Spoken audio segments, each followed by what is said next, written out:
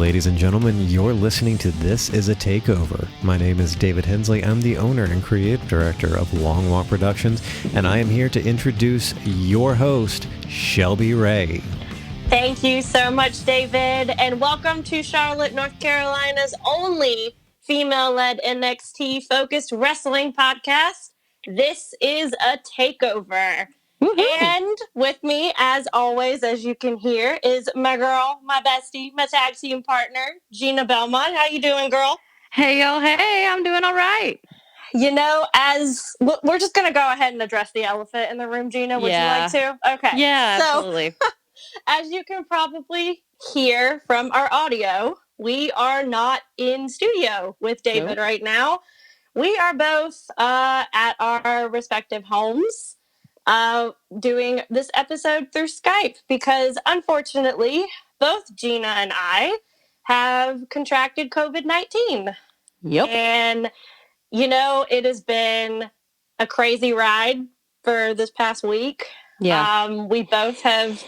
I'm just going to speak for myself, Gina. I know I have experienced some crazy symptoms that my fiance, who also has it, since we do live together, has not experienced, you know? So it's like, we're having two totally different experiences, even though we live in the same house, which is crazy. Gina, I know that you're kind of like, on the mend, but I'm hoping so. Yeah, I am hoping so. My fever broke a while back, but you know, still some other crazy things that are happening. So yeah, and it's just crazy because I know we were talking about it before we came on air. Like, we tried to do everything we could to stay safe and to keep others safe. And you know, we wore a mask everywhere. I've been wearing a mask at work. You've been wearing a mask at work. We've been trying to social distance from people and washing our hands. Yeah, doing constantly. All the things.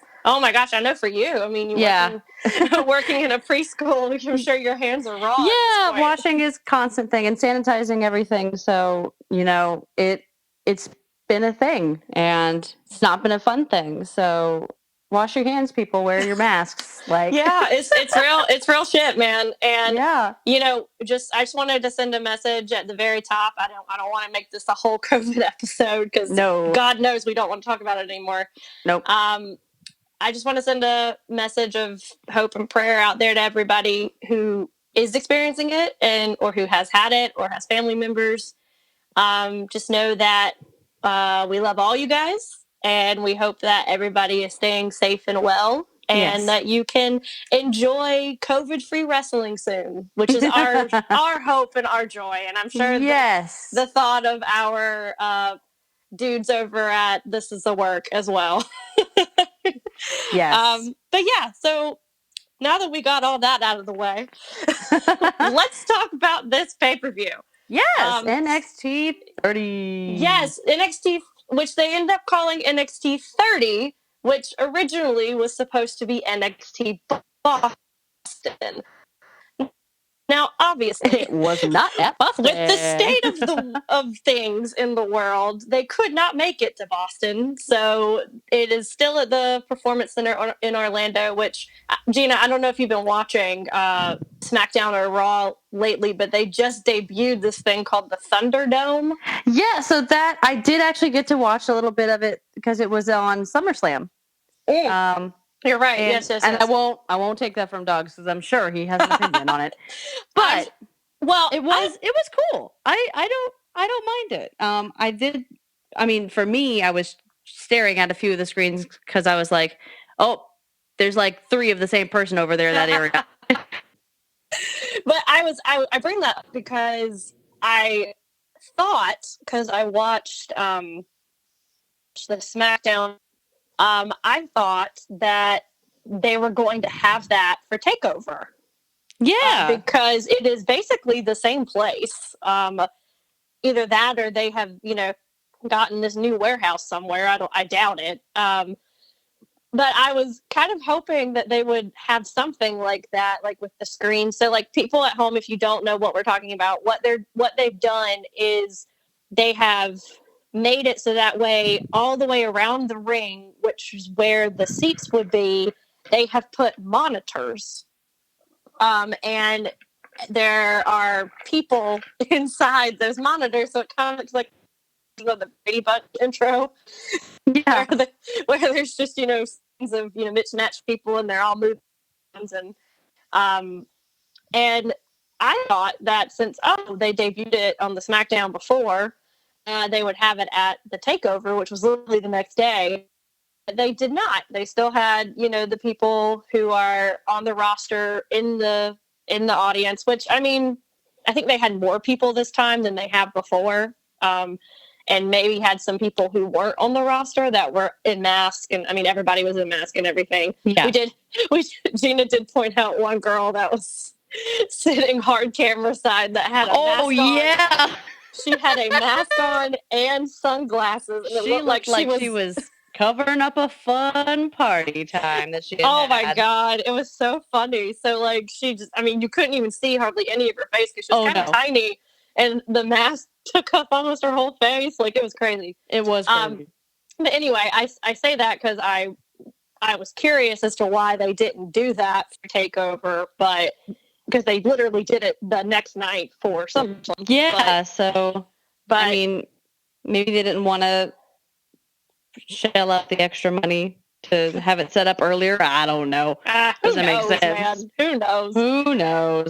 But yeah, let's get right on into it. So Gina and I were watching this via FaceTime. Yes. Together, which is always an interesting experience. Just because you can never get it synced up just right. Yeah, one person's like a half a second ahead or half a second behind. But and you're trying not to like cheer and give away the result of the match, which I am so bad at. Like, I know I am. You are so bad at it. You suck at it. I know. But it's okay. I know. I try really, really hard, though, and I always forget that I don't know what it is about our streams, but, like, you're always just a little bit behind no matter how much we try. I mean, look, that's my normal life anyway. I'm always last to know everything, so... You know what? It's fine. You know what? It's just fitting. But so we started watching it, and we usually turn it on around, like, 6:15, 6:30 anyway, just to watch, like, a little bit of the pre-show. I mean, we're not really watching it because it's just, two guys like standing in front of a green screen talking. Yes. But then all of a sudden, it goes to the arena and someone's music hits and we're like, wait, is there a pre-show? And we start freaking out and we're like, we don't even have our wine yet. Like, what are we doing? Yeah, we didn't even have our notebooks. Like, we were just talking, just like relaxing. And then all of a sudden it was like, boom, music. And we were like, wait! Yeah, oh my God, it was so funny. So we were both like scrambling, like trying to get shit together. And we finally got it together by the start. But I think we were just so frazzled because they normally don't have a pre-show on these takeovers. Or they have in the past, like way, way long time ago. But like recently, they have not had pre-shows. And so I think I just got used to not doing that. And just all of a sudden, like, you hear Breezango's music, and I'm like, what? Like, scrambling around trying to get my shit together. It was, oh my God, it was so funny. So, anyway, we have a 6-man tag match. Yes. So, the winners of this match will go on to face Imperium at a later date, who are the tag team champs right now. I love Imperium. I don't know why I do, but I have mixed feelings because they took the titles from the Broserweights. Yeah, but you know how Riddle and your boy Pete Dune, as you like to call him. Dune. Yes, because even though I don't even know if he's Scottish, probably or probably not. I don't know. I don't ever want to assume that. I mean, I just assume only because of the bear logo. So for all of you Disney nerds out there, that's why I call him Dune, is because he looks like more Dune from Brave. He does. And he's got a giant bear. He has a bear tattoo on his kneecap. So. He does, which also, ow! Right? That's what I always think whenever I see it. It is a very detailed bear. Like, it is face of a bear. Oh, fur and, no, anywho. Yeah. But and you also have David Two Dogs Hayes. You've gotten him to say Dune now. I don't know if you've noticed that, but he mentioned him. I think it was the last episode that they did. He legit said Pete Dune, and I almost threw my phone. I was like, no, it's done. What are you doing? But so we have in this match, we have Breezango, which is the team of Tyler Breeze and Fandango or Dango or however you want to pronounce it. I don't know why, Shelby, but this is just a mental thing in my head. Every time I think of Breezango, I imagine from El Dorado, the two brothers, and he's holding up the guitar like to his face. And he's like that. I don't know why, but those two come to mind. So which one would be the dude with the guitar? Would that be Breeze or would that be Fandango? Oh yeah. I'm it would be sorry. Breeze. You know what? I have to Google this to know their names because it's bothering me that as a Disney person, I don't know their names. Well, as you do that, I'm going to say the rest of the people in the match. Yes. So you have Breezango, you have Oni Larkin. Lorkin. Apparently, I have been saying that wrong this entire time. Wait, what is it? It's Oni Lorkin, not Larkin. Yeah, you were definitely saying Larkin, but that's okay. Whatever. I hear what I want to hear. Apparently, I mean, hey, I'm just gonna say Shotzi. So we'll get to that later. later. So I have Oni Lorkin and Danny Birch versus Mendoza and Wild. So yes, what are your thoughts on this match just from the get-go? Well, I feel bad because after we got all of our stuff together, it was like, oh, it's almost over. But I mean, it was fun. I think it was good pacing for the beginning because I mean that really does set a show. Like if this match is not up to pace, like it's not fast enough, oh man, nah, then I'm gone. Like, already. Absolutely. Yeah. So I definitely think that the pacing was good.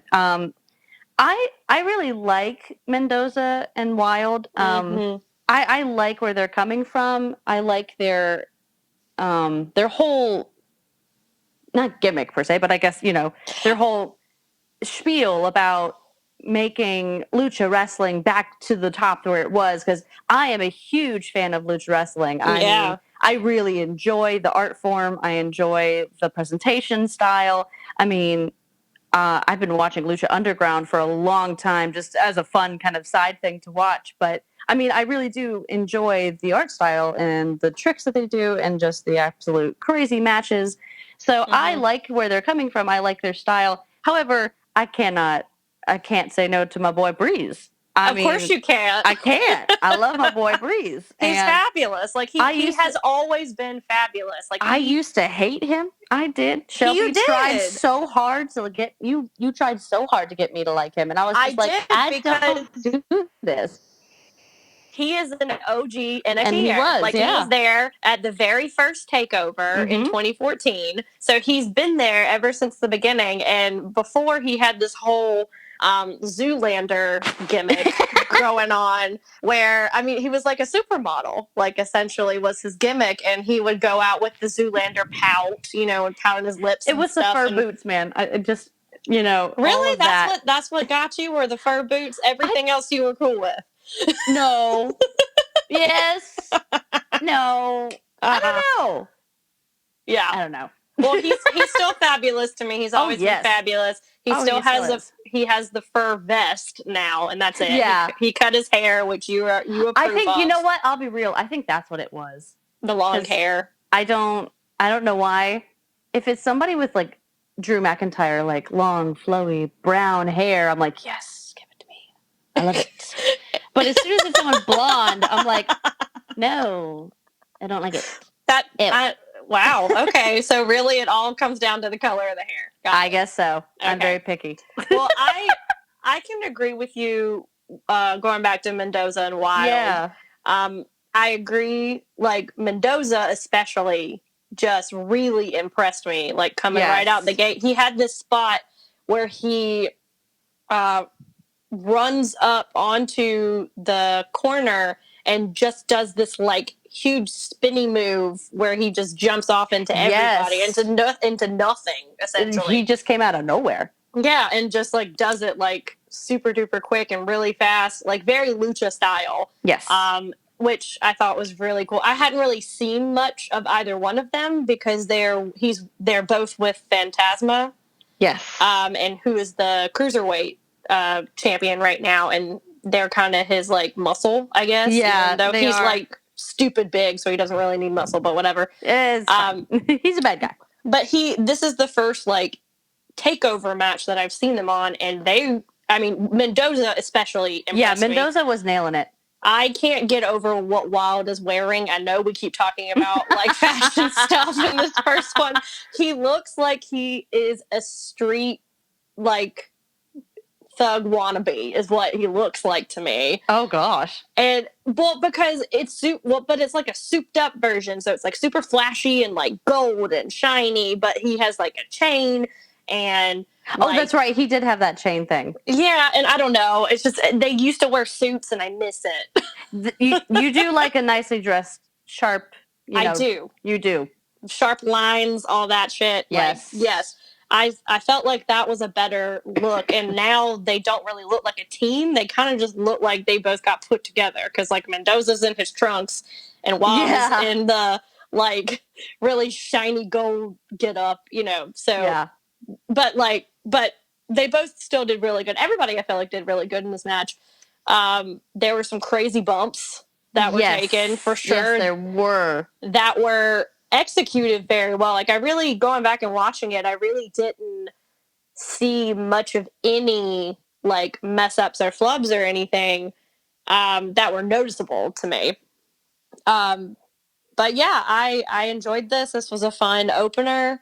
Fast-paced, like super solid match. I gave it a 3.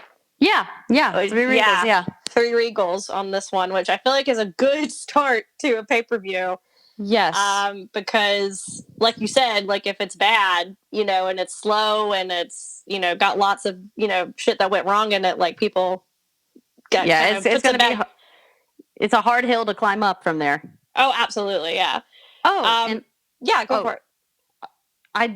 If you're done, I don't want to interrupt, but the other thing I did write down that I did want to talk about was the set.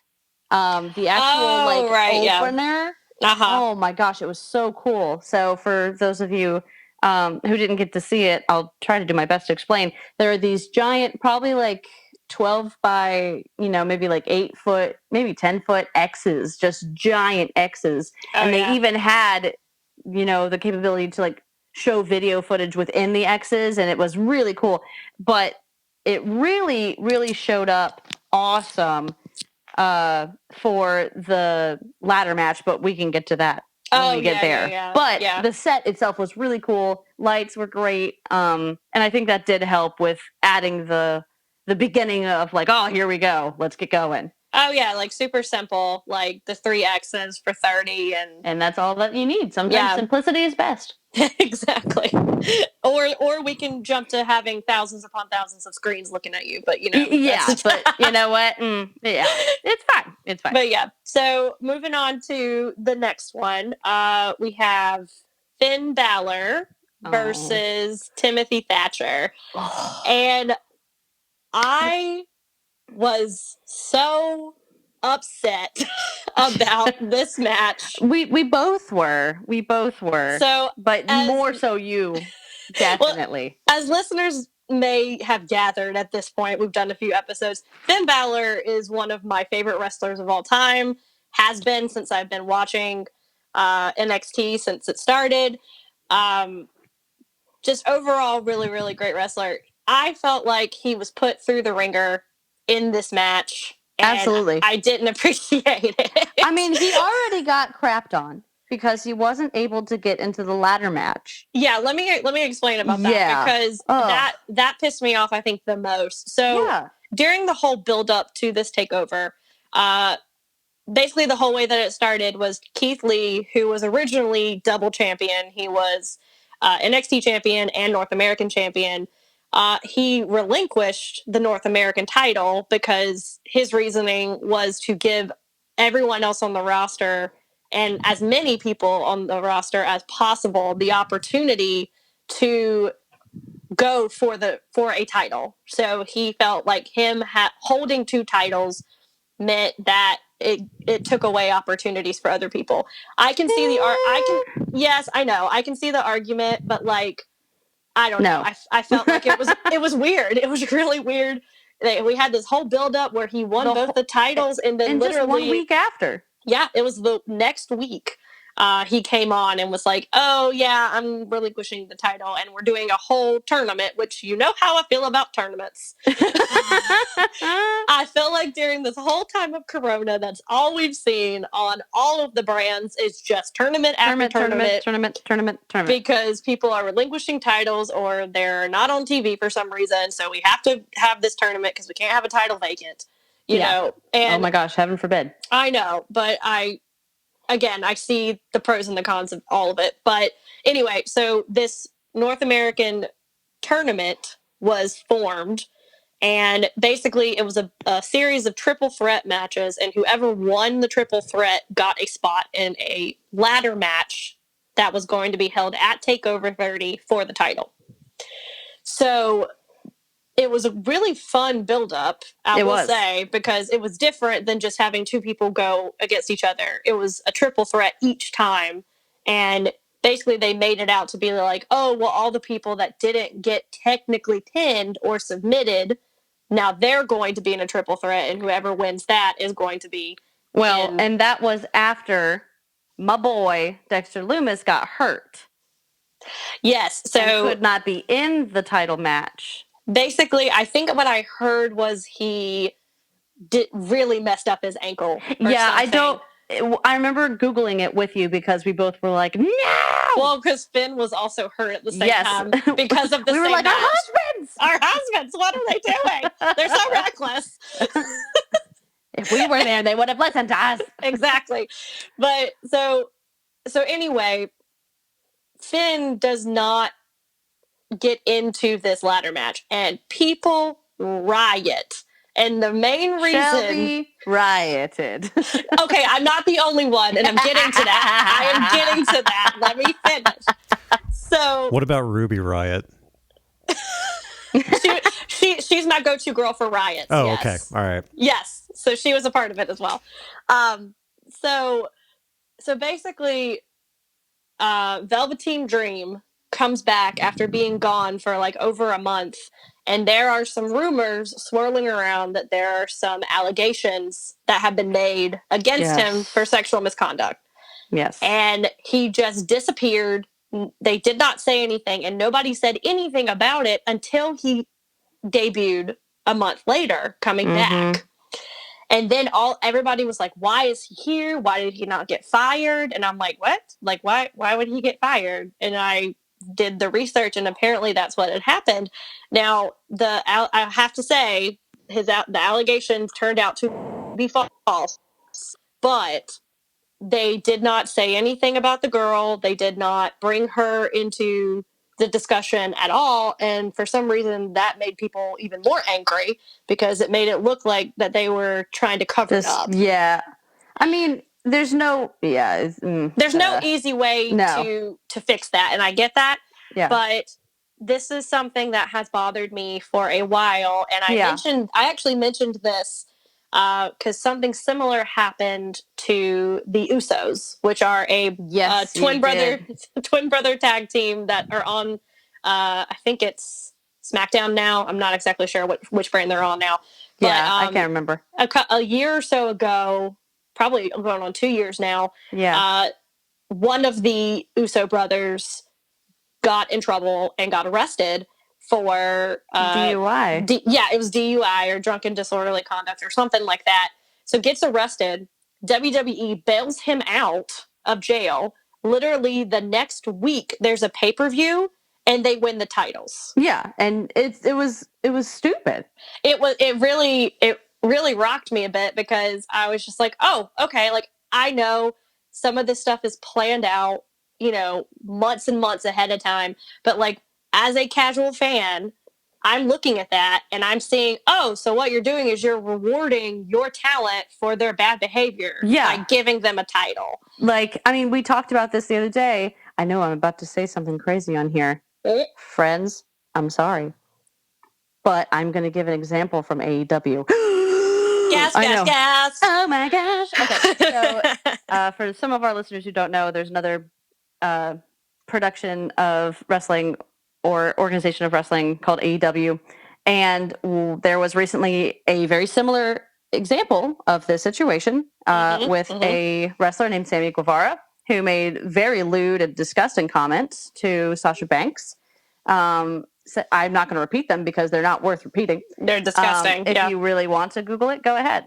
Be my guest. But also, it's disgusting. So anyway, their response was absolutely wonderful. He was cut from the company for 2 months with no pay, required to take mandatory training on how to, speak politely to people, because duh. And then after that, he still has gotten barely any screen time now that he is back.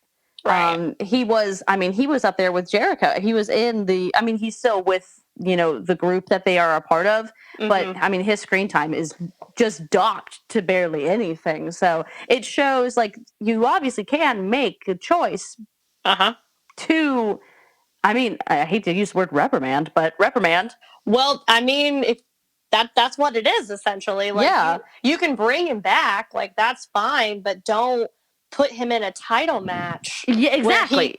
Which is what they did with Dream. And the way that Dream got into that match was by beating Finn.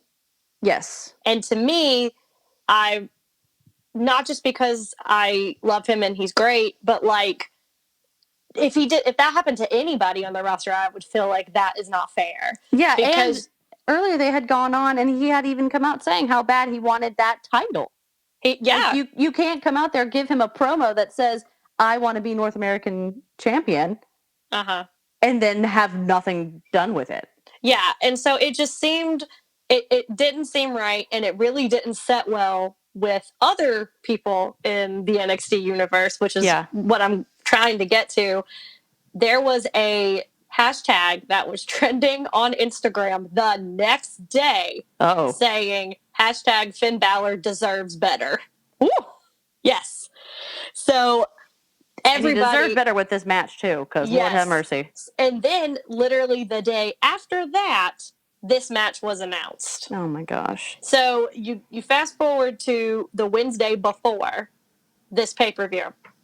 And there's, like, craziness going on in the ring. And then all of a sudden, Thatcher comes out and attacks Finn and then runs away. And then all of a sudden, Finn Balor versus Timothy Thatcher at NXT 30.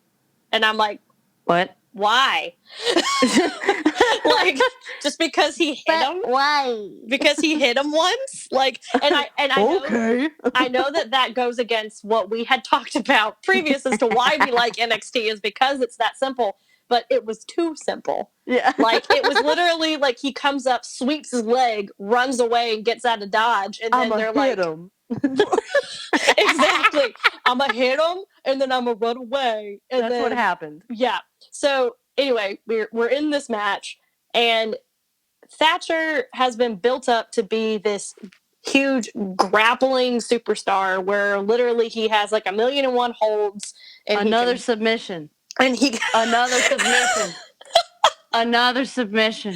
So Gina and I came up with a drinking game during this match that whenever the commentators would say, and yet another submission, we would take a drink. Oh my gosh. Seriously. It's a good thing mine was just water, but dang. Yeah, thank goodness. But like, so that's basically what this match was. And I know that there are different styles of wrestling. There's high flying, there's grappling, there's, lots of different styles that people enjoy. I do not enjoy a match that is all holds and just grappling. Because to me, if I wanted to watch that, I would watch like actual like college wrestling. Exactly. And I'm tuning in because I want to see people jump off the top rope. I want to see people do flips, and I want to see people like hit each other to the point they fly across the ring. Like, and that's what Finn. You tune in for. And that is Finn. And so to put him with Thatcher in this match, it just seems like... Well, it's because Balor will make Thatcher look good. And that's what it is.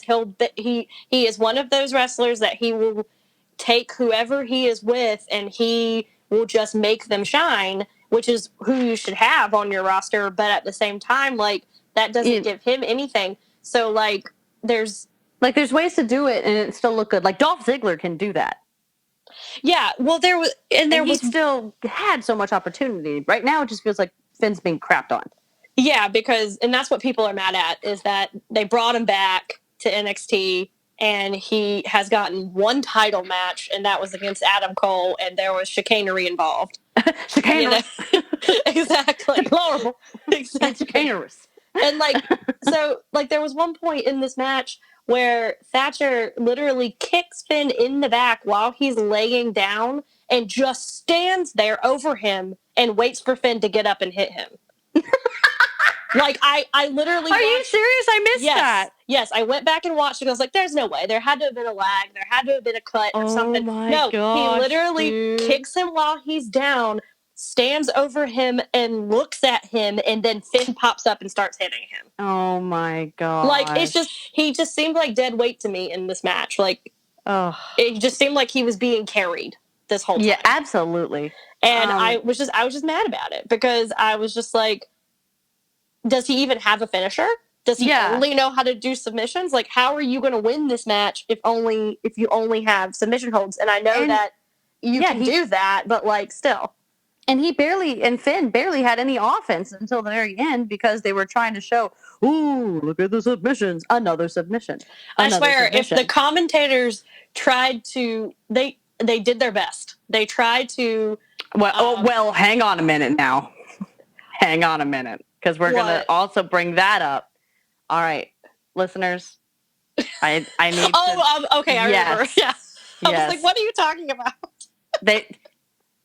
Everyone else except Corey Graves tried their best. Okay, yes. Yes. But okay. he tried his best is not up to par regardless of whatever he's doing, so it doesn't really matter. Okay. So, really quickly, I'm going to make this quick announcement. Last time on the podcast, I was an ignorant slut because I can't spell. However, I can still pronounce this damn word. You sure can. Which is coup de grace.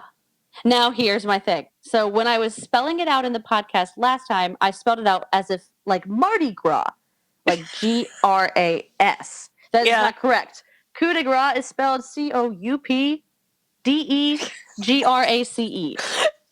So I just wanted to fix myself because I was an ignorant slut. However, for the freaking second time in a row, Corey Graves, the ignorant slut, cannot pronounce the word coup de grace. He says coup de grace. And I about lost my damn nerve. Well, the reason why she almost lost her damn nerve was because the other commentator who is sitting right next to him literally 2 seconds before he says coup de grace, he says coup de grace. So it's not like he couldn't hear it being pronounced. So that's why she lost her shit, because she was like, you just heard him say it. Just said it. I was very put out. I was not pleased. Well, I was just glad to see that Finn actually could do a coup de grace. That he was, that there was a point where he could get up to the top rope and actually make a coup de grace. Literally the only time in the entire match. He got to the top rope. The only time he got to the top rope in the whole match was to do his finisher. Yeah. Well. So obviously, like, I hate that I'm doing this. I know you wrestled with this. Wrestled with this. I did. You did for a while about the score, and it hurts me. It hurts my heart. I know it does. I know it does. I'm gonna say it. I have to give it a 2. Yep. Yeah. Like, I am so upset because I have never in my life thought that I would give a Finn Balor match a 2, but it was boring. It was. It maybe like other people who watch it who are really into that style will contradict me on that. And if so, like, please do. If we can hear more about it, then sure. But it's just tough when, like, right after that was a 3-person tag team match, and the pacing was just going, and then something like this, and you just come to a halt. You just stop. Yeah, and the whole momentum just completely stopped. Exactly. It hurts my heart, but I had to give it a 2. I know, it definitely was 2 Regals. Well, I need to move on. I need to move on so I don't get upset. Yes. So, oh my goodness. So this next match. Yes. Y'all, so the next one. I'm excited about this. I was so excited about this match. Even without Finn being in it. Or without Dexter Lumis. Rightfully so, because I know you do too. I love a good ladder match. Yes. Ladder matches are just so much fun to watch, even though it can get real scary sometimes. Yes, and we'll talk about that. Yes, but they are so much fun to watch. And so this match was the 5-man ladder match for the North American title. So we have Damian Priest, yes. Johnny Gargano, the colossal Bronson Reed. I love that they added that. That's a good touch. Too. I think it's perfect. And his gear was great. Oh, sorry, absolutely. Talking about fashion again. I know. I'm sorry. Are you fashion plate now? I guess I'm. Is fashion that what plate. You're going with? I'll have to come up with another clever name. Yes. So colossal Bronson Reed, Cameron Grimes, or as I affectionately call him, the Werebeaver. You do. I do. And he's a North Carolina guy, so I say it with love. And the Velveteen Dream. So those are the 5 men that are in this match. And I will say, I went back and watched it for a second time. And Dream comes out last. He does. And is this what I think you're going to say? He comes out to complete silence. No one in the audience or on the roster is cheering for him. Literally everyone who is in that ring is just staring at him. Oh. And he goes up to Damian Priest and pushes him out of the way to get up onto the top rope to do his arm spot. Oh. And that's what starts the match. So obviously that was on purpose and that was intended, but still. It was uncanny how quiet it was in that arena. And I think it just goes to show that, nobody is okay with how this is, played out. It's awkward. It's awkward. Not just for Finn's sake, but just for him having an opportunity after all of it. Even if the allegations, came back false, there were still allegations, there's got to be some sort of, repercussion for that. But I wanted to put that in there because I thought that was a really interesting thing that I noticed when I went back and watched it again. But so this match, to me, I feel like a ladder match is going to be good regardless of the people, just because you have such high stakes already. The title is literally hanging above the ring, and the only way there's already this element of ooh. Exactly, and the only way that you can get it is by climbing up a ladder, and there are 5 people trying to do the same thing that you're doing. So, and real quick, shout out to the ladders because they got new ladders, or they just painted them. So good for them. I'm pretty sure they just painted them. I know okay. They painted them, but it did look cool. They were all black. Normally when you see these little ladders, it's oh, bless your little hearts. You're so rinky dinky. But yeah, I don't know why it made it look kind of cooler. It made it look like it was more sinister. The ladders were these matte black. I don't know. That's just what I see when Gina, I see things in the ring. The ladders aren't sponsoring us. Really, really tiny, insignificant details. So wait, what did you say, David? I said the ladders aren't sponsoring us. You don't have to compliment the ladders, Gina. Oh, look, I'm trying to get anything. Okay, look, you're welcome. Sponsor. But I love ladder matches, and this one definitely didn't disappoint for me because everyone, even including Dream, Dream is still good, regardless of how I feel about him now. But he like every single one of the men that are in this match are good in their own right. And they really, really brought it. Like, there were some really funny elements to it with Cameron Grimes, because he's kind of a comical heel, I guess you can call him. He's a little bit, I don't want to say shorter, because him and Johnny seem like about the same size to me. But like, yeah, they're pretty similar. They're kind of playing up on the fact that he is like kind of this like really weird outcast. Yeah, like scrappy, kind of like, kind of character. And so someone brings the ladder out and he goes to get it, and it's like the littlest ladder. Oh, it was like one of those little like half step stool things. And he was just like, oh. He was so pissed. He was like, who did this? Who brought this ladder out here?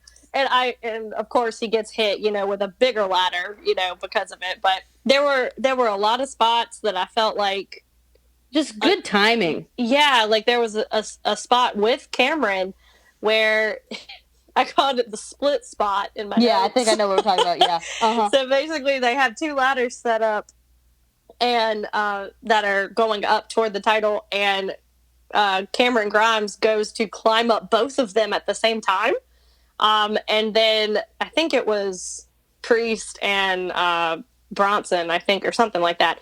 They start pulling the ladders apart, but his feet are still in two different ladders. Yep, and then just slowly split. Oh, it was hilarious, and the look on his face was just hysterical. Yeah, it was classic slapstick comedy.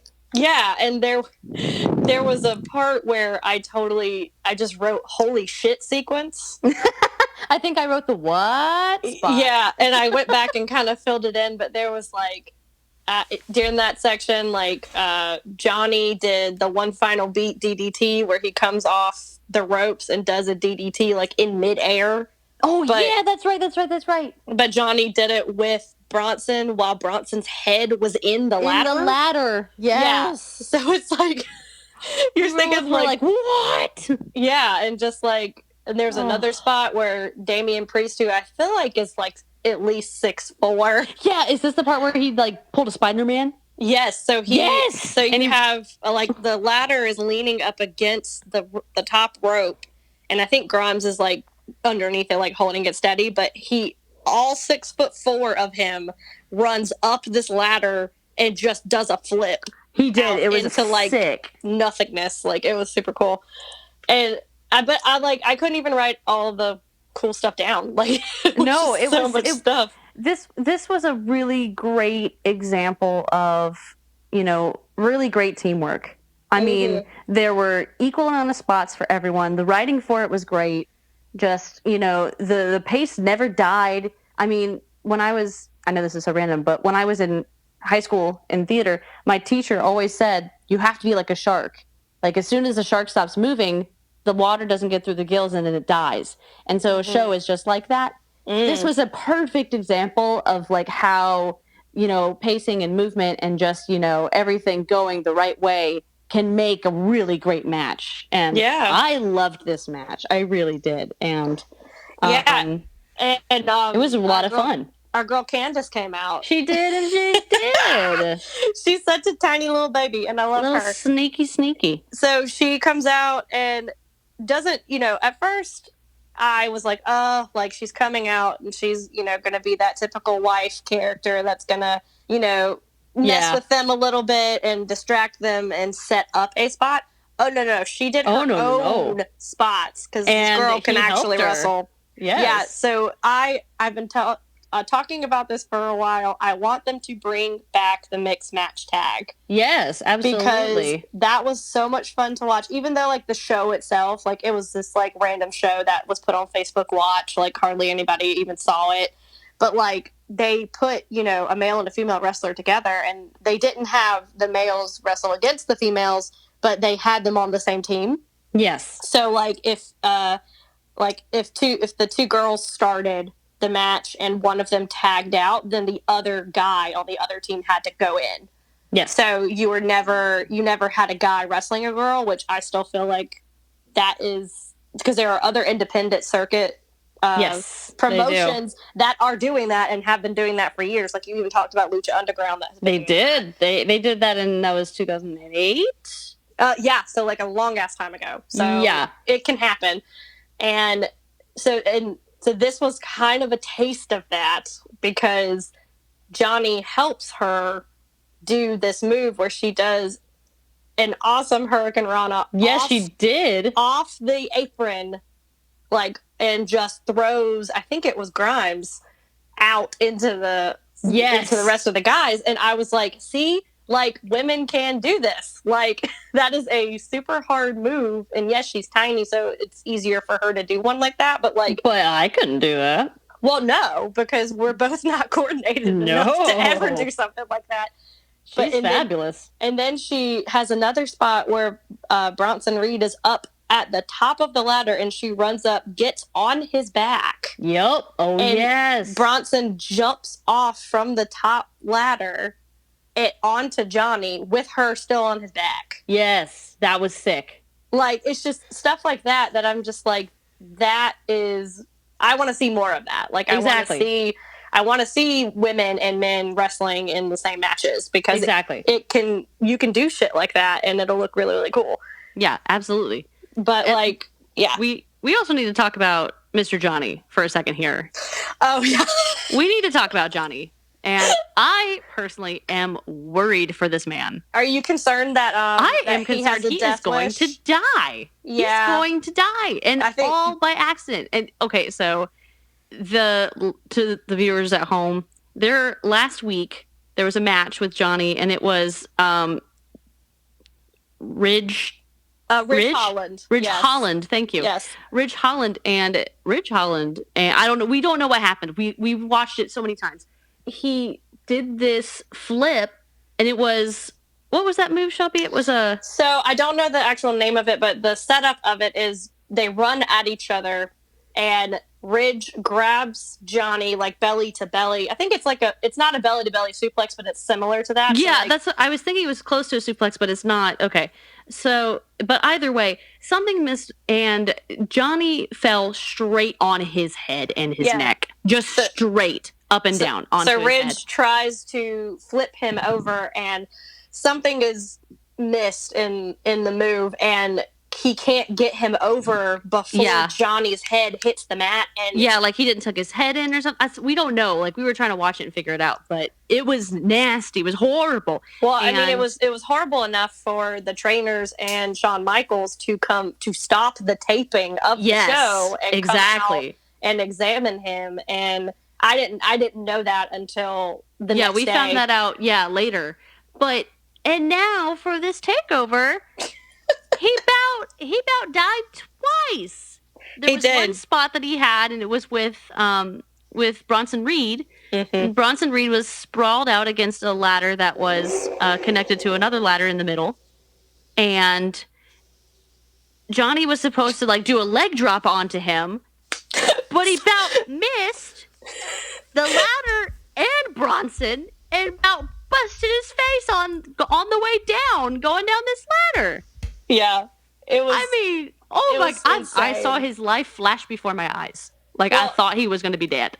Well, and then there was another spot with Cameron Grimes where. Oh Lord, yes. Grimes, he does Grimes do a flip off of the ladder onto another ladder that is suspended in between the ropes, and they both missed the ladder. They both did. And that was one of the very few botches that I saw during this match, because what it looked like is, Johnny was standing on one ladder, Grimes was on the other that had the suspended ladder attached to it, and Johnny flips upside down to grab him to slam him from the other ladder. Yeah. And I think he just overshot it, because both of them hit the ladder halfway in, halfway out. Yeah, it was. And after that, he didn't really do much after. He stayed down for a bit.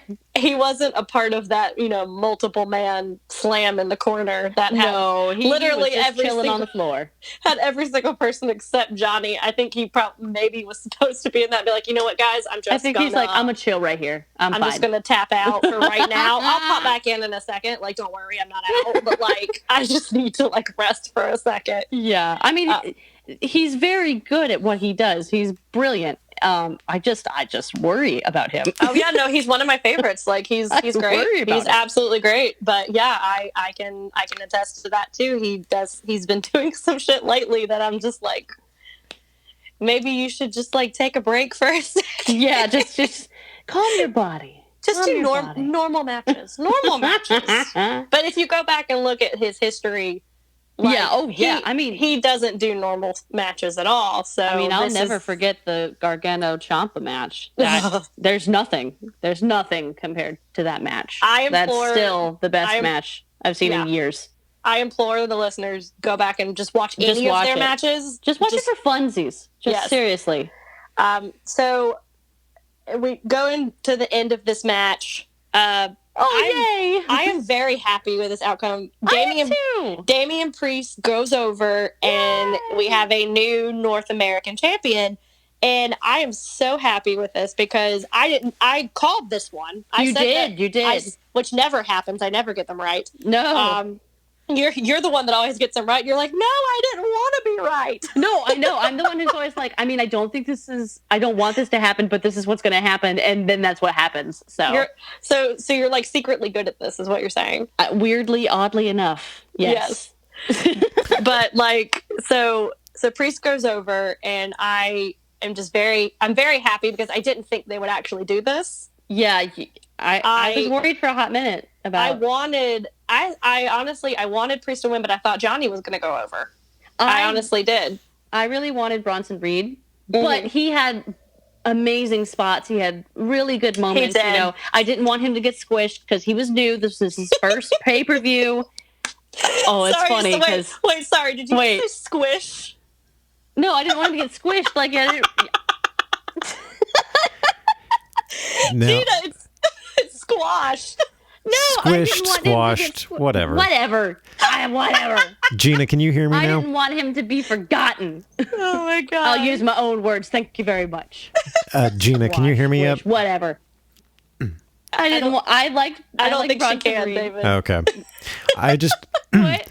I want to know the origin of the name Damian Priest, because every single time one of you says it, I can't help but think, what 90s action movie director came up with that name? David. I don't know why I can't hear you. So what he's asking is he wants to know the origin of Damian Priest's name, because every time he hears it, he just thinks of this like 90s action guy. I mean, you're not wrong. Which he's not. Wrong. Yeah, you're not pretty wrong. accurate. He wears very 90s-esque clothing, actually. Very kind of like Solid Snake. Very mesh, very like he had a whole chainmail vest on this time. Yes, that was we made a joke because we were like, this guy done stole Charles's outfit. I know, like it had. Well, no, that was Dream because Dream. Oh, that was Dream because he had the chainmail, like hat thing, helmet, the thing that Joan of Arc wears. Yeah, he came out in that. So we made the joke that Charles would be like, "Oh, Charles is gonna be pissed. Someone stole his chainmail."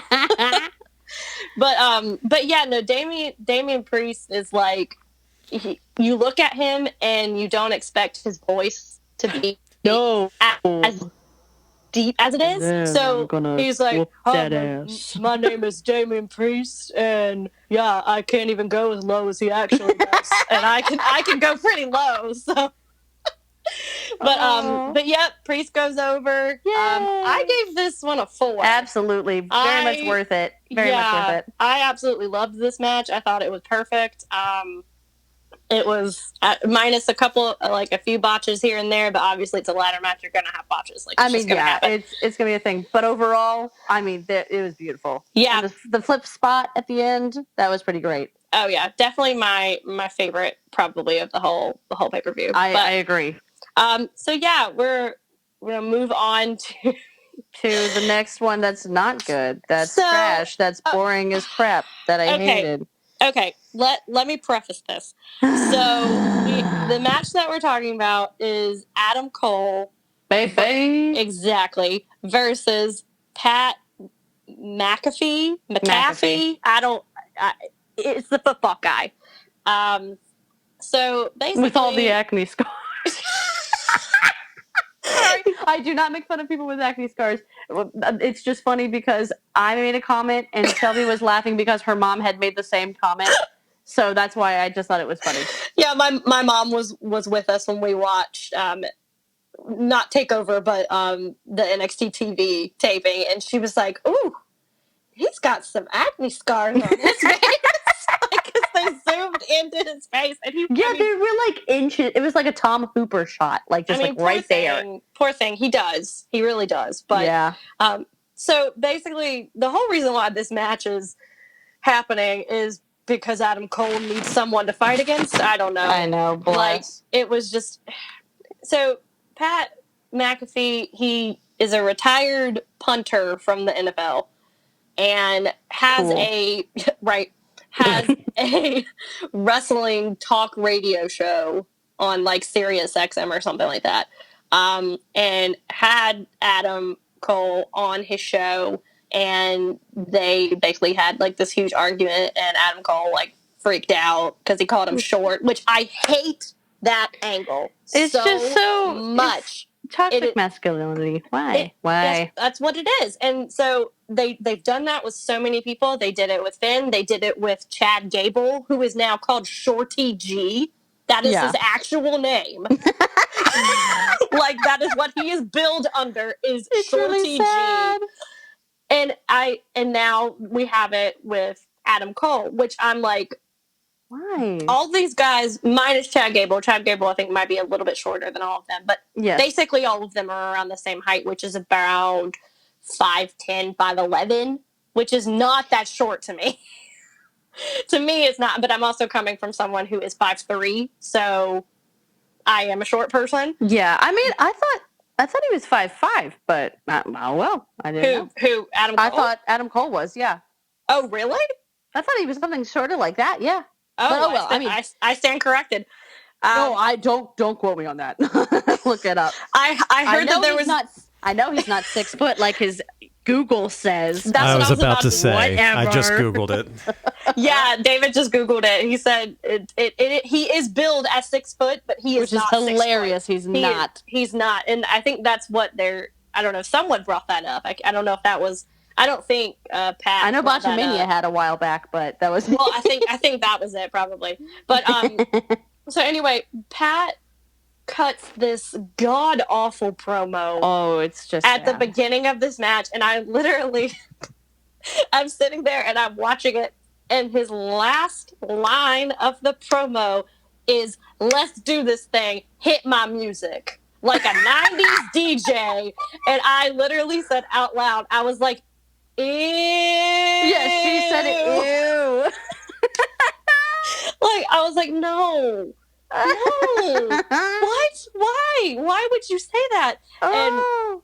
And Ted actually made a really funny comment. He was like, he looks like the least liked youth pastor.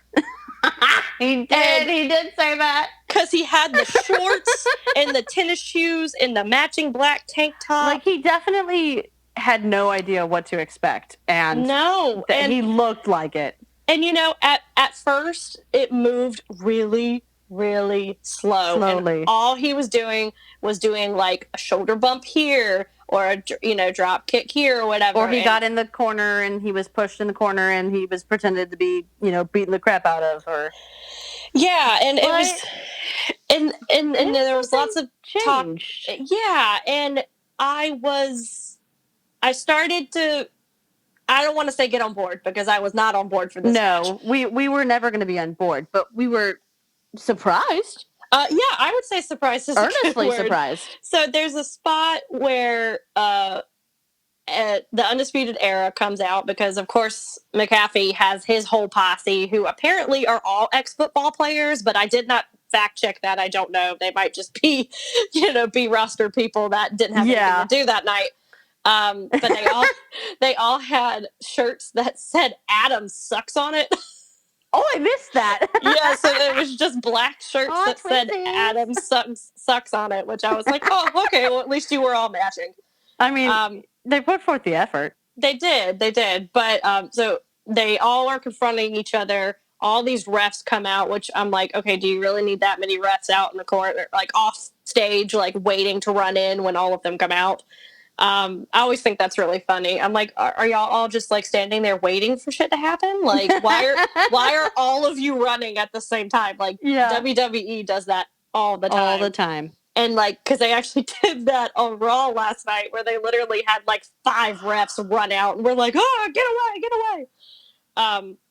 So they're all like talking or whatever, and Pat McAfee slinks off and gets on the top rope and does a flip onto all of them. Very, very surprisingly accurate and practiced flip. Yeah, and I was like, oh. I think from then on, we kind of were like looking at each other like, the hell just happened? Because then there were, like, as the match went on, he would do stuff, and we were like, oh. Like, what? Okay, that's impressive. Like, and for then, someone who doesn't actually wrestle, yeah. Yeah, and I was just, because sometimes when you have these other, like, athletes from other sports, like football and basketball or boxing even, who come in and they're like, oh, like, I'm a wrestling fan, like, I can do this, I'm an athlete, and you get in there and rarely do they actually do good. Oh yeah, no. Like they usually get put with someone who's going to put them over, who is good enough to carry them throughout the whole match. Yeah. And I would say that in the beginning it was like that, but toward the end, Pat held his own. He did surprisingly well. Yeah, and I mean, he did a beautiful clothesline on Adam Cole. Mm-hmm. That was I mean, Adam does most of the flipping for that, but I mean, like, the power, like, he wasn't afraid to run down and just hold his arm out and get it right, because, I mean, I'd be scared to run at Adam Cole with my arm out.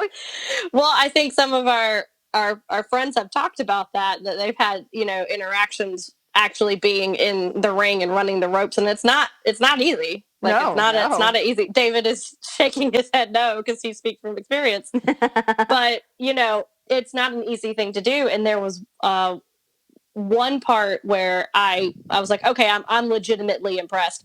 So Pat and Adam are up top, like, hitting each other, and from the top rope, and Adam pushes him. Yes. Pat does a flip. Yes. Lands it, and then runs and jumps from the mat to the top rope. Just straight in one to the top jump. Rope. Yes. Yeah. And then does superplexes Adam off of the top rope. And after that happened, I was like, okay. We were silent for a good while after that one, because we were just like, well, dang, Pat, okay. I was kind of mad, because I was like, I really went into this match wanting him to actually suck. And because of the buildup of this thing. Oh, it was awful. Because it was just the worst. It was awful, because he thinks he can cut promos, and he just can't. Like, he just can't do it. He thinks he's great, and he thinks he can, freestyle. Well, I do want to say, if that was him coming up with that drop my music, then yes, absolutely. We need to ream him for that. But if somebody wrote that for him, I don't know what's worse. I would hope not. I would hope that he came up with that on his own. But play my music. Oh my God. I was appalled. As a actress, I was appalled by that motivation, and I wanted to throw him.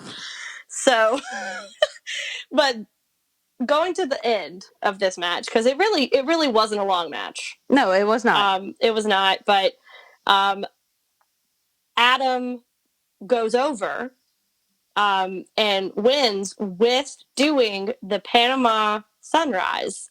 Yes. And that move is so brutal. So basically, to set it up, Adam is standing on the second rope, and Pat is like leaned over, and Adam jumps and does a backflip with Pat connected to his legs. Pat does a backflip while he's connected to Adam's legs. Oh my gosh. And I mean, the impact is the top of your head. Yeah, it looks nasty, dude. It looks brutal, and he did it well. He did beautiful. He did very well. He sold it, and I was just like, all right, like, if you're gonna be here, like, and you're gonna actually do some shit, like, I'm okay with it now, because we did find out why, because that was one of the things that when all of this was starting, Shelby and I were talking about, like, why in the world is he here? Like, what is his connection? And finally we found out on the pay-per-view night, because Corey Graves was talking about how Pat McAfee was roommates with Baron Corbin in college. And so we're like, that's the face you should be making, David. Yes. Yeah, there it is. There it is. Yeah, they were roommates. Did you say college? Yeah, I think it was college. Yeah. Yeah. But anyway, they were football roommates, and so it makes sense. It makes sense. But Adam goes over. Whee! Which great. I was like, if he doesn't, then there's definitely something wrong. There will be riots. I mean, kinda. He is the longest reigning NXT champion that they have. That'd be pretty bad if he just got his first match after losing the title. Yeah, just he's gonna lose to some stomped on. Yeah, no. Yeah. So I gave this match a 2.5. Yeah, that's about as high as we wanted it. We were debating the 0.5. I was, but I gave it a 0.5 just because of all of the moves that Pat actually did nail. And correctly, yeah. Yeah, and I was just like, you know what? Like, I want to give it a 2 just because it was of the beginning and how slow it was in the beginning, but it did pick up, and he did hit all the stuff he needed to hit. So I gave it a 2.5 in the end. So not a terrible one by the end of it, but it definitely wasn't a standout for me. Yeah. But yeah, so just moving on to our next match, which is our semi-main match. We have Eoshari versus Dakota Kai for the women's NXT champion. Yep. Or championship. So what are your thoughts initially on this one?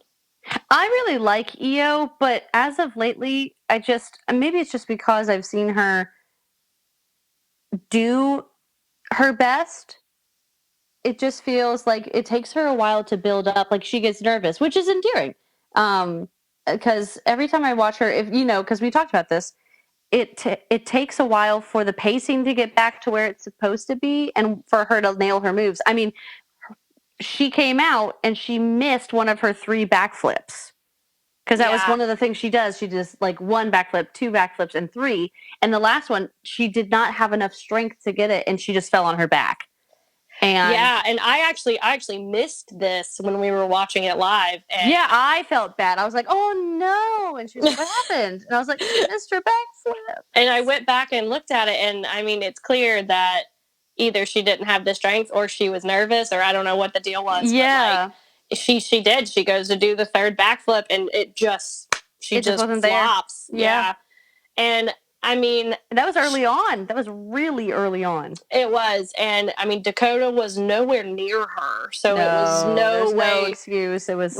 Well, there was no way she could sell it as Dakota, like coming in, sweeping her legs or anything like that. Like, she was nowhere near her. Yeah, that's just one of those ones where you stand up and you fell on your butt and you get back up and you just keep going. And that's what she did. And she did. And that's what I commend about her. I like that she, because for me, sometimes I would get into the mindset of like, oh my gosh, I've messed this up. And then I would just ruin the rest of like what I was doing. Sure. So for her to be able to get up and say, you know what, no, I'm going to finish this. I'm going to finish it right. So, she does. She builds back up after that. And it was a great match. So but I really loved Dakota in this match. She was amazing in this match. I'm glad that she is back to actually doing full matches right now, because I don't think she was injured or anything, but like, it just for a while since TakeOver Portland, actually, we hadn't seen her in a one-on-one actual wrestling match. She's been in a bunch of number 1 contender matches. She's been in some ladder matches that the women have had, but some like specialty stuff, but like, she hasn't been in a versus like wrestling match. So I was glad to see her because she is so good, and she was looking really strong.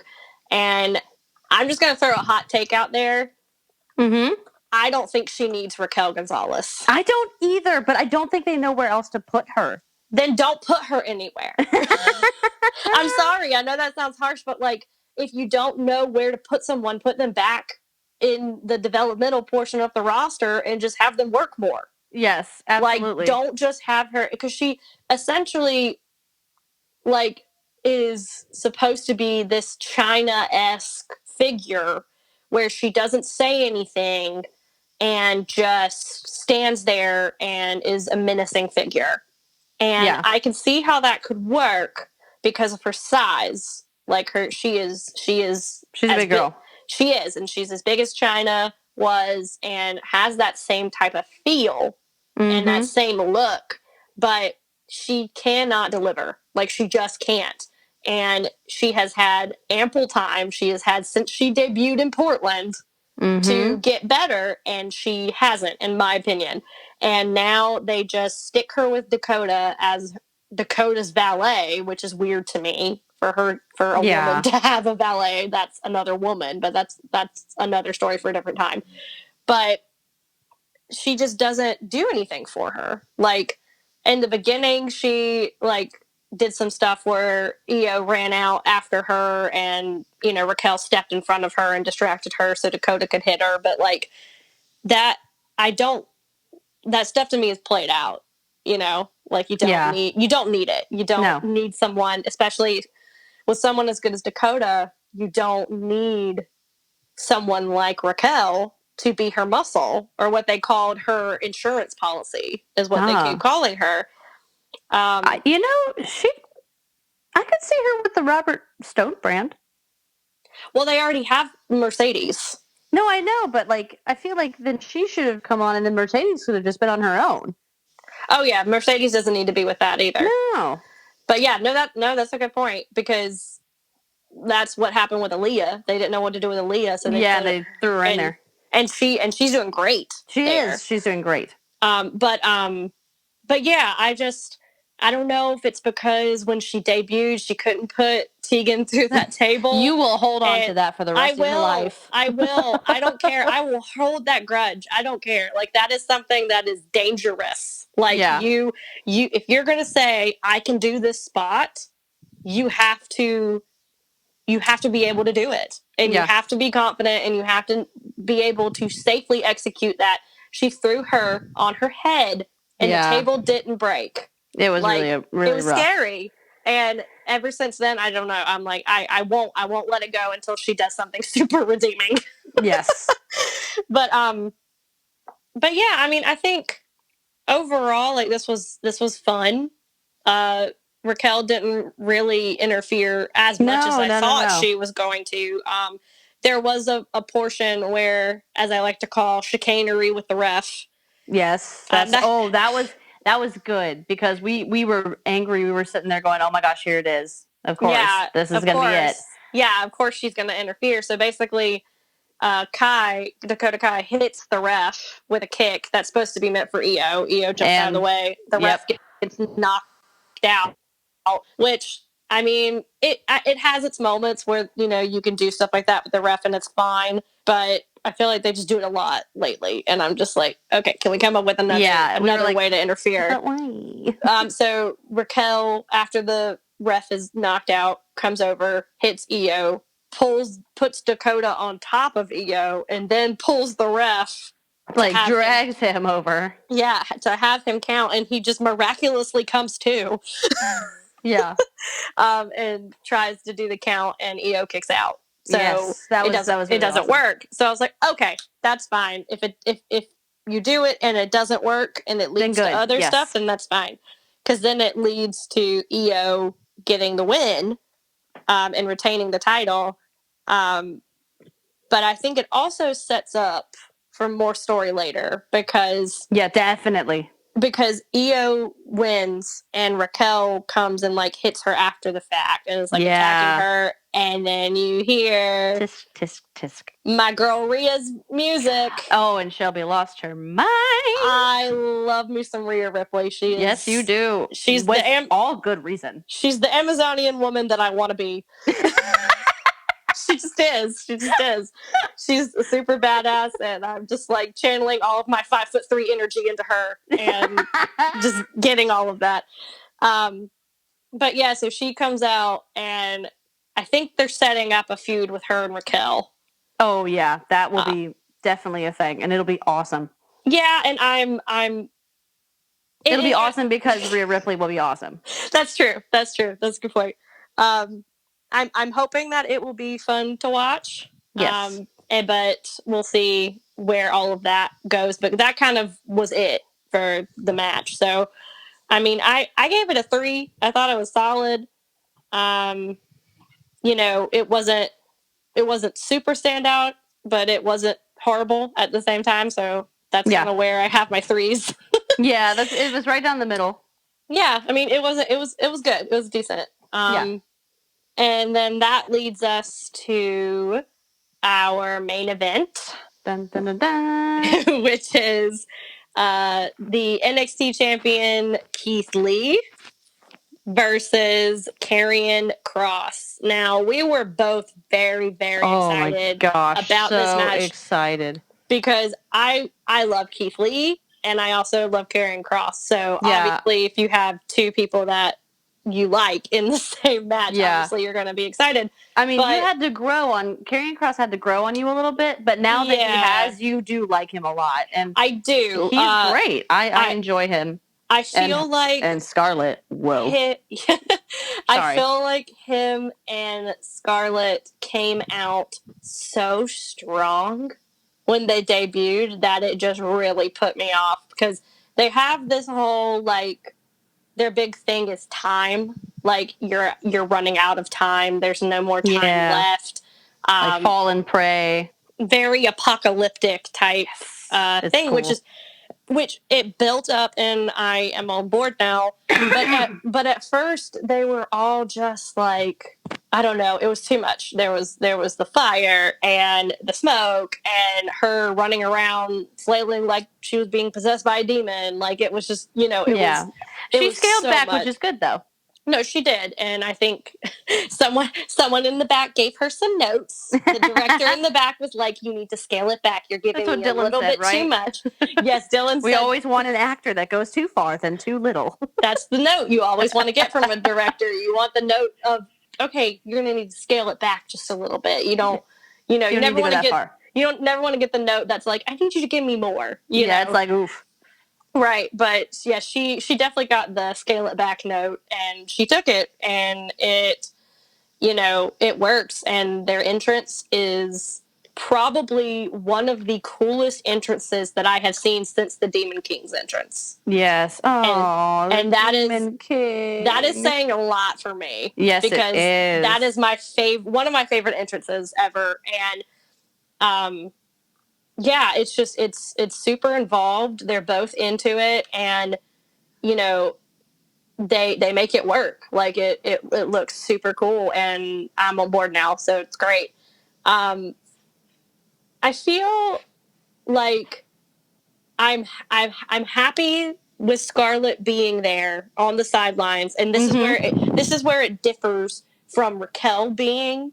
Yes, we had a good talk about this. Yeah, the difference between Raquel being in Dakota's corner versus Scarlett being in Carrion's corner is Scarlett, one, has never interfered, ever. Yes, no. Well, but she did set Keith Lee's eyes on fire. Okay, well, yes, but that was a joint effort. That was a joint effort. They both. That was a contract signing, so it doesn't count. It doesn't. No, it was not an actual. There was, just for listeners at home, they did not actually set him on fire. Yes, sorry. He opened the contract when he was fireball shout out. And a fireball shot out, and he was blinded temporarily. So what I like about her is she doesn't really interfere that much, and she acts as kind of his handler. Yeah, it's almost like that's actually a very good way to describe it. Well, I went back and watched it, and I don't know if you noticed this, but she is talking ringside the entire time. I heard her for the first time during this pay-per-view. Whether it is to Cross giving him instructions or to herself. Or to the ether or whomever. Or whoever she answers to. Like, whoever she answers to, that's who she's talking to. And I appreciate that so much because it's more of a character. She has her own stuff going on. Yeah. And she's not completely just attached to him the entire time.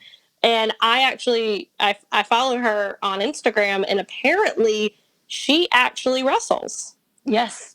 I'm hoping to see her actually get to wrestle soon. I want her to make her wrestling debut. Which, I mean, it has to be soon. Oh, I hope so. Like, it has to be at some point.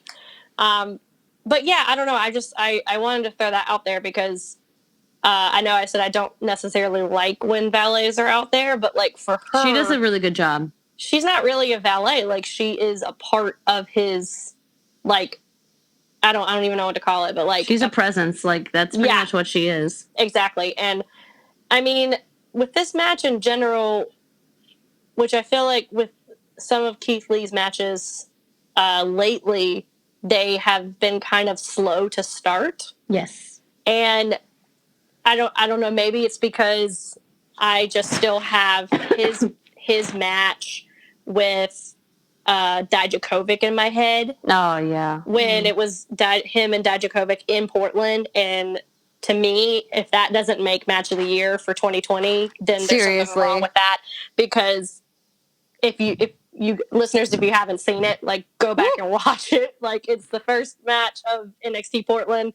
It is well worth it. Like, it is such a great match. And I think that it's such a high standard with that match that literally everything else has just seemed really lackluster and kind of slow for me to begin with. Like, the match he had with Johnny seemed like that. Yeah, it did seem slower. Yeah, some matches that he's had with other people have just been slow to start. Now, they kind of like how Io does, he builds up, but it's just, if you're, to me, if it's like not right out the gate, it's kind of hard for me to get into it. Yeah, it is. So lots of grappling again with this one, which is weird for me because both of these guys are huge. Like, I think Cross is like 265. Yeah, and then Keith Lee's like, what, 340? 340, yeah. Ooh. And you have both of these huge guys who are just doing holds and grappling with each other for the first part of this match. And I'm just like, okay, I've seen both of you pick up people who are heavier than each of you and slam each other. Like, that, I know you can do it. And I know you're probably just waiting to build up to it and you can't do that right out the gate. But, like, I don't know, give me something. And I don't know, it just didn't seem as exciting to me as some of his other matches. Yeah. Because there were only like 2 or 3 spots that I actually wrote down for this match. Yeah, we had a hard time with this one because, I don't know, there was just something about it. And maybe it's because we do love Keith Lee so much. And I don't know, like, it was almost like we could tell a little bit before, you know what I mean? Yeah, because, I mean, he's on Raw now. He is on Raw now, and that's really tough. He showed up, he showed up this Monday on Raw. And he's going to defend McIntyre. Yeah, his best friend, who we've never seen them interact with one another. So he has a match at Payback which is great. With Randy Orton, and which, I mean, legend in his own right, and that's awesome that he already has a match at a pay-per-view, which, granted, they're doing another pay-per-view a week after SummerSlam, so there's not that much time in between it, but wonder why. Yeah, that, again, another story for another podcast. But, like, I don't know, it just seemed, knowing what we know with him being on Raw now, it does kind of seem like, oh, this is his send-off, so we're just going to have him drop the title without even holding it for barely a month. Now, I will say that the reason why it was hard for us is that we saw it from a storytelling perspective. Keith Lee never made that, it feel like he was like, all right, I'm done, I'm checking out. That was never the case. He's very good with that. Like he, was, all of his moves were spot on. He was really feeling the anger because he hates Carrion Cross. Well, the build-up for this match was really great. It was beautiful. It was just perfect. It was, I hate you. Let's do this. What was it he said? I'm gonna whoop that ass. Just really, really quiet. Just really soft. And a little bit of a head tilt. He's like, man to man, I'm a whoop that ass. And he said like, that ass. So it's just, it seemed like such a jarring thing to see him on Raw, and to not only see him on Raw, but see him, now in a actual feud with another wrestler that's going to lead up to voices in my head. Oh my gosh. you can't even do that. Like, no, sorry. Copyright. Yeah, we don't have the rights for that. You can't do that song.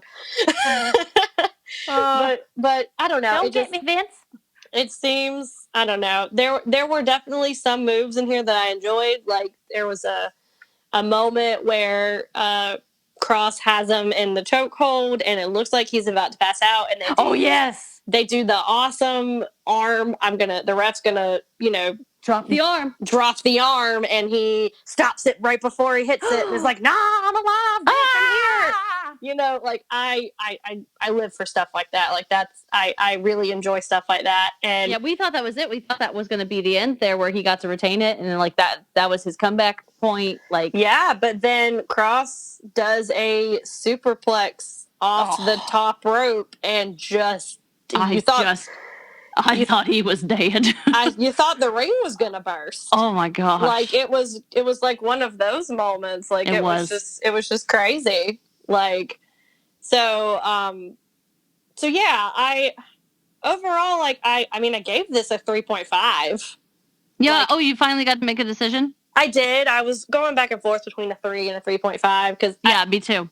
Full disclosure, listeners, after the end of this pay-per-view, I don't know if it was like my body in pre-Rona, but or something, because I was just exhausted, and I was like, you know what? It's on the network. I'll watch it later. I'll go back, watch it later. And I did. And, I gave it a 3.5, but to me, it wasn't as stellar as some of his matches have been. And Cross goes over, and we have a new NXT champion, which, and now obviously it makes sense. Doomsday. Yeah. And it makes sense now that Keith Lee is gone. Yeah, but it's I don't know. It's gonna be interesting to see where they go with it, because I think having a heel as champion is more interesting than having a face as champion. Yeah. Just for like story wise, it seems more interesting to me. But I feel like they can do a lot more and play with a lot more. Well, yeah, like relationships and different wrestlers.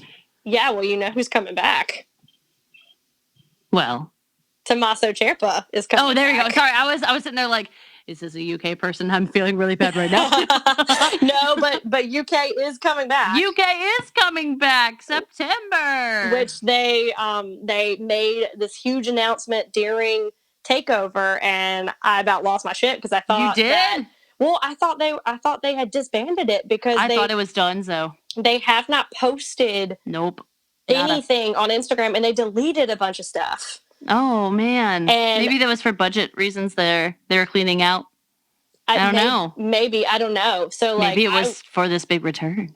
Maybe, probably, but like I don't know. I was convinced. I was like, oh, they're not doing it anymore. Corona made them cut it out. I don't know, but because there's a lot of people who are over at NXT America or USA, or it's just NXT over here, but like that were in NXT UK, like Imperium was over there, and now they're over here.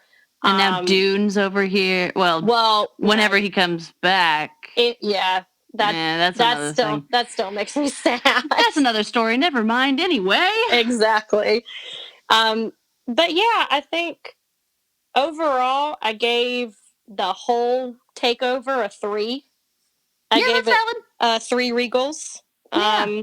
I do think it was pretty solid. I think that we have seen other takeovers that were slightly better. Yes. In the past, but I mean, to me, this was the best one post-Rona. Yeah, okay. That's valid. I can see that. Well, because, I mean, In Your House was okay, but... Yeah, I was still going to say, it's kind of mediocre. It was kind of... I mean, the gimmicks were fun, but... Right. Yeah, that was about it. Yeah, so I think this is our first, like, post-Corona legit pay-per-view or takeover that's not, a gimmick pay-per-view. Yeah, exactly. So I think it, I mean, I enjoyed it. I felt like it was good. Do you have anything else to say about it as a whole? Like, yeah, overall it was fun. I guess it's just because I have had more experience with, well, now I've become more accustomed to takeover spans, but I love this. I love the time length. Like, it's just so lovely to be done in like 2 hours. It is too. I don't know why I kind of sounded Irish there. I don't know, but but I got excited. This runtime, Gina, was a little over 2.5 hours. Oh my gosh, that's so cute. And compared to other WrestleMania. Well, not even just WrestleMania, just SummerSlam. Oh gosh. SummerSlam, like I again, this is probably Corona attacking my body, and I just didn't know it yet. But like, it was long. I could not make it through. I had to. I still have yet to actually watch all of it because it's just so long. But I guess we've gotten so used now because we're watching NXT and TakeOver so much because each weekly episode's only 2 hours. Yeah, and each Raw episode is 4 hours long. And because I didn't realize that until I started watching it last night, and I was like, why am I so tired? I'm like, oh my gosh, it's like 10:30. Yeah. That's my bedtime. I gotta go to bed. But yeah, I agree with you. The time limit is awesome and it's very doable. But they packed so much in such a short time that I feel like you don't even, because there's only 6 matches per takeover. Yes. Usually. And with other WWE pay-per-views, you at least have 8. Yeah, it's pretty cramped in the... Well, and for some reason, those 2 extra matches sometimes seem like they add so much more time. But Randy and Edge. Oh my! Sorry. I knew I'd bring it up. I'm sorry. We had just gotten over that, man. I know. We'll move on. Man, can you believe that was April? That was April? Yeah, that was WrestleMania, girl. That was April. Oh. Yeah, we are now in August. Like, I know. Well, this year just feels like this year has been like 3 years in one. But so we're at the end of the pay-per-view, Gina, and we are. So when we started this show, we had intentions on having this segment. Oh, that's right. And for the past 2 times that we have recorded this show, I have forgotten to do it. I mean, I have too. So I was the one who started it, but it's probably because she's not here anymore. So that's probably why. That's true. Like if she was on the roster, it'd be a lot easier. But that's true. But I'm going to make it a thing, Gina. Like, I'm glad because I enjoy it. I enjoy segments on podcasts, and I think they're fun. Yay! So we've come up with these 2 categories. So if you listen to This Is a Work, you're familiar with that show. They have segments at the end of their initial review. Like I know we have Fashion Corner or Fashion Plate who has his review, Chris's review, which I feel like he hated it in the beginning, and now I think he's just totally leaning into it and just definitely secretly enjoys it. Because he, talks every show, be like, "Oh, I mean, that's not my name. That's not my name." He likes it. I'm just sorry, Chris. Sorry to call you out, but I feel like you like it. We love you. But I don't know, David, you have the best and worst acting segment, which is always fun to listen to. And Dogs has his whole spreadsheet of, who is the top 10 and each thing. And no, I am not that scientific. I don't go and do that much research on it. I just have 2 segments and 2 categories and just put, people who apply in those 2 things. So we have what we call the EST of the takeover, which, if you're familiar with Bianca Belair, which is Gina's one of Gina's favorite wrestlers, who used to be on the NXT brand, now is on the Raw brand. Literally right before we started this podcast, she switched over. She did, and I was heartbroken. So her whole thing is now, she used to be the EST of NXT. Now she is the EST of WWE because she's on Raw now. And so basically EST, it's stands for like the best, the baddest, whatever ist. Basically saying like she is it, like she's the best in the business. Because she is. Yeah, so I wanted to do, I know we started out doing what is the EST of of what our lives are and what was going on at the time. Yeah. But with the state of the world, let's just skip. We don't have to talk about the world. We can just talk about the actual takeover. And so I decided to do the EST of the takeover. So we have that, and I have the ignorant slut of the takeover, and that is a play off of my lovely co-host Gina Belmont's rant on how to pronounce coup de grace. It's just frustrating. I'm sorry, I don't think I have laughed so hard in my entire life as to when I heard her yell at the screen, "It is pronounced coup de grace, you ignorant slut." I lost it. I lost my shit, and it is now really angry. She was, but you know what? Now it has stemmed an awesome segment, and we're just gonna roll with it. Awesome. So we're going at the end of everyone. I want us to try to do the EST and the ignorant slut. So which one would you like to start with? Would you like to start with the ignorant slut or the EST? Oh, let's do the ignorant slut. Let's do it. Let's get the bad one out of the way. So who, Gina Belmont, is your ignorant slut of TakeOver 30? I have obviously the number one, which is Corey Stupid Graves, because he can't say the freaking word.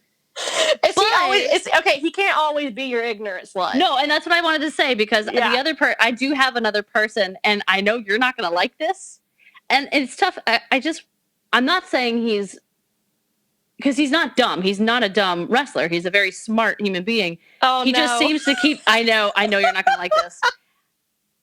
Johnny Gargano is gonna get himself killed if he's not careful, and I'm gonna give him the ignorant slut award for right now. Like, I can't, man. Oh, he almost died 3 times in the span of less than a week.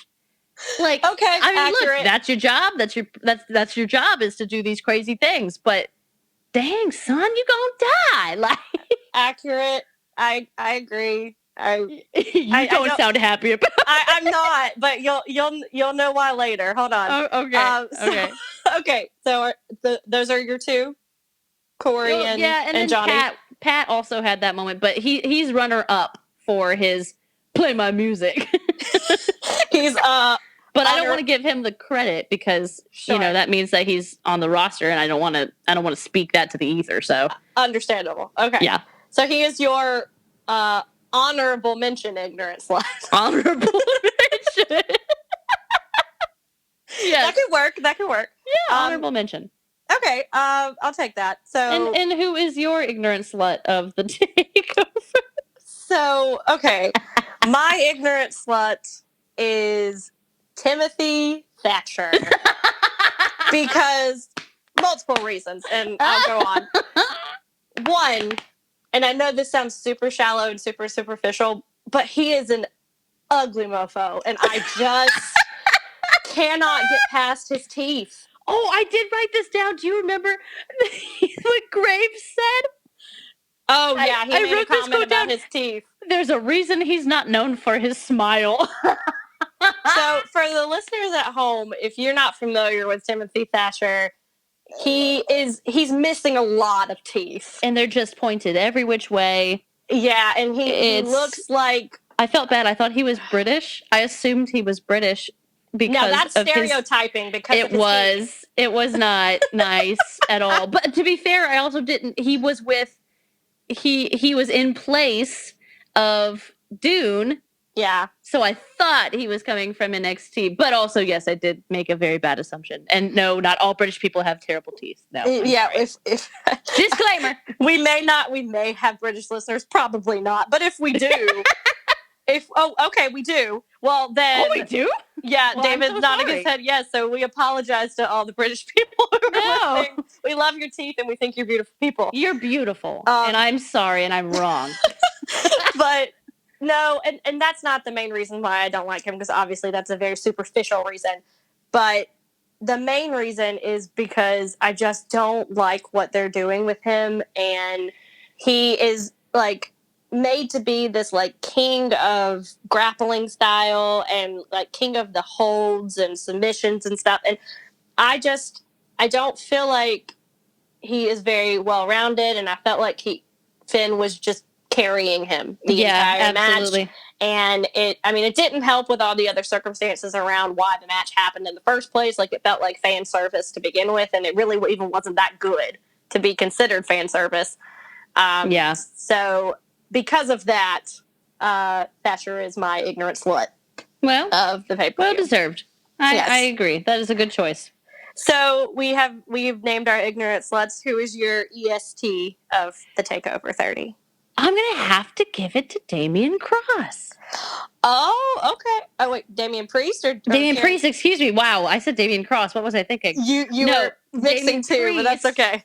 But I think that Carrion Cross also is a wonderful, did a very good job as well. But sure. I definitely will have to give it to Damian Priest. Right. Yeah. I think that match in general, that ladder match was the EST of the pay-per-view or of the TakeOver. Agreed. That match was just so good. It was so much fun. It had a great balance of comedy mixed in with really great spots, great teamwork. And Damian did a really great job. And I really was excited when he got that belt. He had a really sweet moment. And I actually liked his after moment when he just straight jumped in a hot tub with two ladies, started drinking champagne. So, I mean, you do you, man. EST. So, and then I actually also really liked Cameron Grimes. I mean, I guess I'll give him the honorable mention. But yeah, I really liked his moments. I liked that they worked in that he was comedic, but he still had good wrestling spots. Like, he was still making really great moves and, doing, really great naps and stuff like that. Like, he was doing very well. He wasn't just, haha, look, he's a werebeaver. Now, okay, to be clear, he is a werebeaver. I am the one, he is not calling himself the werebeaver. No, Shelby Ray is just calling him. I am calling him a werebeaver, and if you see him, you know what I'm talking about. You should go on his Instagram. He had a picture in front of the moon, and he's just he did. Looks like a werebeaver. I sent it to Gina, and I was like, see? Where is the lie? I'm not wrong. Where is the lie? Oh, my God. I love how long it took you to get that. Damn it. Anyway. Yay. But yes, I definitely think my EST was Damian Priest. I think that I just really liked him, and I'm glad that he's the new North American champion. Yeah, no, agreed. I think that's a great choice. And his run up the ladder for Spider-Man was sick. Yeah, so that was pretty dope. I like that. Okay, so, well, who is your EST? Or what is your EST? So, it's funny because... Am I going to laugh? Your choice for ignorant slut is my EST. No. So to be clear, we did not discuss this before we came on the air. Yeah. Why? So Johnny Gargano is my EST of this pay-per-view. Is this out of pity? No, it is not out of pity. No, okay, it is similar, but also opposite to your reasoning. So, oh Lord, I think it is. Yes, he in the last week or so he has done some stuff that you're just like, what are you doing? Like, you need to have control over your body. You need to be careful. But I think it is so commendable that he took that gnarly spot. Yeah. On Wednesday, and then Saturday, he is in a huge ladder match for a title and is still going 100% and is still hitting all his marks and still showing up. Where, to me, that is commendable and a true worker to me. That's true. Because he's just like, you know what? Like, this week has sucked for me, but I'm going to come out here, excuse me, and do my best and kill it still. And he still killed it regardless of, there was, that one botch or whatever with the other ladder, but like he still did a was it the one final beat DDT with someone's head in a freaking ladder. Like, yeah, that was just nailed it. And that ladder hit him as much as it hit Bronson. So it did. He's still taking bumps, and I was just floored. I was amazed that he was able to be at the strength that he needed to be. Well, yeah, that he was still walking and breathing. Yeah. But yeah, no, and I mean, it's going to be hard for me to say much bad things about him because he is one of my top people. Yeah. But yeah, no, but I think it's hilarious that of course you would pick Johnny Gargano after I just talk crap. Not talk trash, but no, but I mean showing concern. Yeah, for his health. But I will say my honorable mention is Mendoza. Okay, yes. So he again, I said this at the top of the show, he impressed me so much, and I hope that him and Wild get more time separate from Phantasma, because Phantasma's great, but they can also be a good tag team. And with Mendoza showing up like he did for this takeover, I feel like they could, eventually be in the running for the tag team titles. I mean, they're not right now, but I could see that they could be, if they keep going. So Mendoza is my honorable mention, but yeah, that is my ignorant slut and EST. All right, that was fun. Like this. That is fun. I like this. But so yeah, that takes us to the end of this takeover in the show. As of right now, they have not announced when the next takeover is going to be. It sounds about right for every single time. Well, yeah. Well, I mean, I will give them credit. They actually did plan out 2020. It just didn't go the way that they wanted it to. So I am not quite sure. I mean, I'm watching every week, and we'll see. Usually they don't have as many takeovers as they do pay-per-views.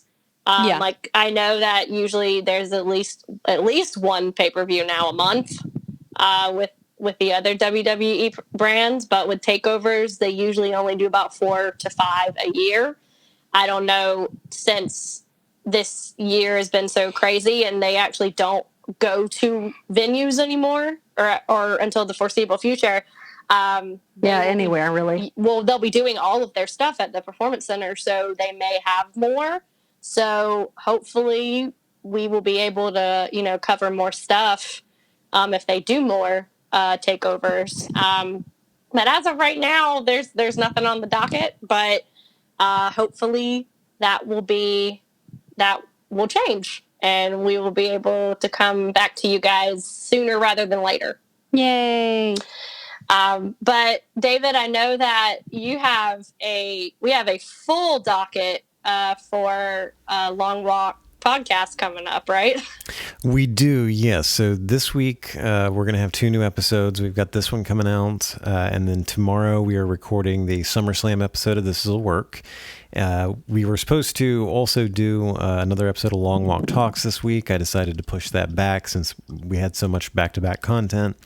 So next week, early September, we're going to be doing the Kill Bill double feature episode of Long Walk Talks.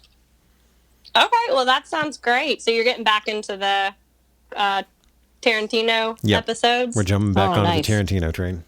Awesome. Well, I mean, I think that'll do us for this week. Gina, where can people follow you on social media? You can find me on Instagram.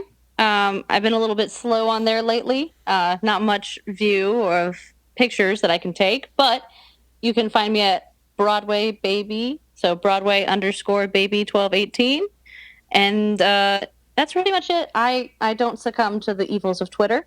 But yeah, Instagram is where it's at. So yeah, that's where you can find me. Very cool. Well, you can find me at on Instagram at SlayAllRay. It's all one word. Thank you. I can thank my sister Stephanie for that name. That was a good one. I know, right? I'm not on Facebook really anymore. So mostly if you do want to reach out to me, Instagram would be the best way to go. I'm definitely not on Twitter. Well, Long Walk Talks now is on Twitter. If you want any of our listeners want to follow us on there, you can follow at Long Walk Podcast. And if you just feel like following me personally, I'm at DB Hensley on Instagram. Well, awesome. Well, thank you guys so much. I am Shelby Ray. And I'm Gina Belmont. You don't need to be called up to the main roster because you've just been taken over. Thanks for joining us. Ladies and gentlemen, if you enjoy the show, please make sure to leave us a rating and a review on whatever platform you are listening on. Thank you very much.